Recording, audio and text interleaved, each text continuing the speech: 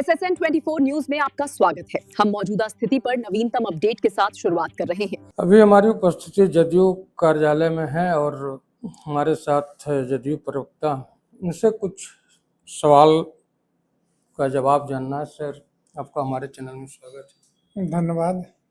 Sir, Patna के एक जाने माने शिक्षक के कोचिंग संस्थान पर कल गोलीबारी हो गई, इसको किस तरह से देखते हैं? नहीं, ये तो आपसी कोचिंग का प्रतिस्पर्धा है और उसके कारण गोलीबारी तो नहीं हुई है।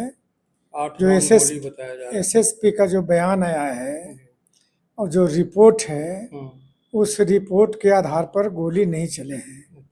हाँ, कुछ लड़के बगल या जिनको कोचिंग दूसरे इंस्टीट्यूट से इनका चलता था कुछ विवाद, उनके लड़के लोगों ने किया है, पुलिस उस पर कार्रवाई की है। सर, जदयू के पूर्व नेता, पूर्व रक्षा मंत्री जॉर्ज फर्नांडिस जी का जन्म जयंती, लेकिन जदयू कार्यालय में सन्नाटा। मैं जदयू जाट साहब के जयंती पर सारे लोगों ने नमन किया है और याद किया है। सभी पूरे बिहार का सबसे गर्म मुद्दा है सर 10 सर्कुलर रोड खाली कराने का, और इसी बीच सम्राट जी का बयान है कि किसी की बाप की औकात नहीं है कि इसे खाली नहीं किया जाएगा। इस तरह की भाषा का प्रयोग एक सीएम को कहाँ तक अच्छा है? नहीं, आप उसको दूसरे अर्थ से देख रहे हैं।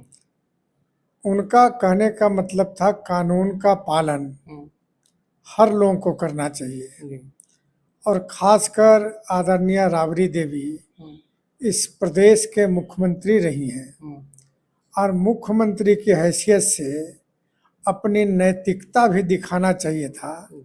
जब सरकार नोटिस निकाल दिया कि आपको अमुक बंगला दिया गया, तो नेता होने के नाते आपको सेकंड देर नहीं करना चाहिए और बंगला को खाली कर देना चाहिए।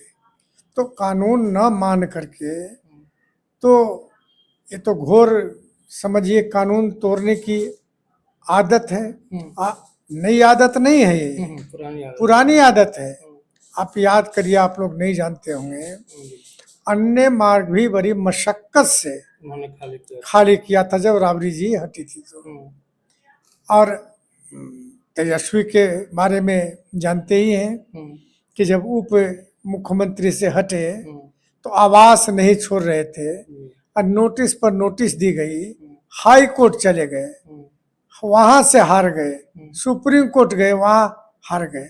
ये तो आदत उनकी है ना कानून को तोड़ने का, और इसीलिए कानून तोड़ते हैं ताकि जो इनके समर्थक जिस पर भरोसा करते हैं वो टूटा था, उसको जोड़ने के लिए नाटक कर रहे हैं, बस समर्थकों को जोड़ने के लिए।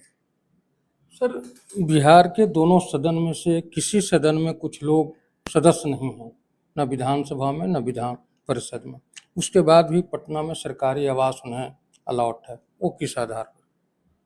अब तो सरकार ही बताएगी उस पर, लेकिन मैं जहाँ तक जानता हूँ कि वो जो सरकारी किराए फिक्स्ड है, वो फिक्स के आधार पर वो रह रहे हैं। वो किराया दे करके रह रहे हैं? हाँ, फिक्स। हाँ, मुझको जहाँ तक जानकारी है, जैसे देवेश बाबू ने कहा कि मैं किराया देता हूँ जो सरकारी रेट है, तो ऐसे ही लोग रहते होंगे। कोई दूसरे के नाम पर अलाउट है, एमएलए एमएलसी के नाम पर अलाउट है, उसमें रहते हैं। सर, आप जो समय दिया उसके लिए धन्यवाद। धन्यवाद।